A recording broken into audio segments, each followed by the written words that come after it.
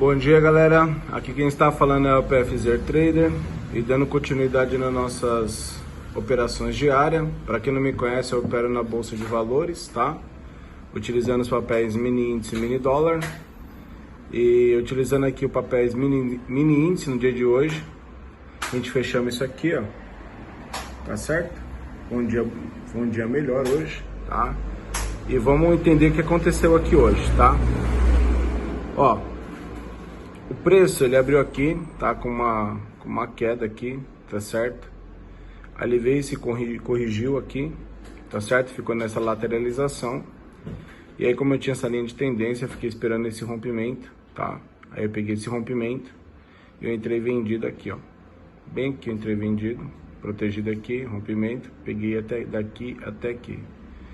Dando um total aí de quase 1000 pontos aí, tá vendo? Fechando esse valor que vocês viram aí. Beleza? É isso aí. O mercado índice, né? Ele está em queda, e vem em queda esses últimos dias aí. Isso é ruim para nossa bolsa brasileira. Mas quando a gente sabe operar, sabe lidar com os gráficos, né? Sabe prever os movimentos do gráfico, a gente consegue prever para onde o preço vai, a gente consegue tanto ter lucro na queda quanto na alta, tá certo? Se você tiver alguma dúvida sobre como operar na Bolsa de Valores, eu vou deixar um link aqui abaixo desse vídeo, que é do Instagram. Lá tem conteúdos de estudo, você pode estudar e aprender como o preço se movimenta, tá? Se você estudar certinho durante 6 meses a 1 ano, você começa a tirar dinheiro do mercado, tá ok?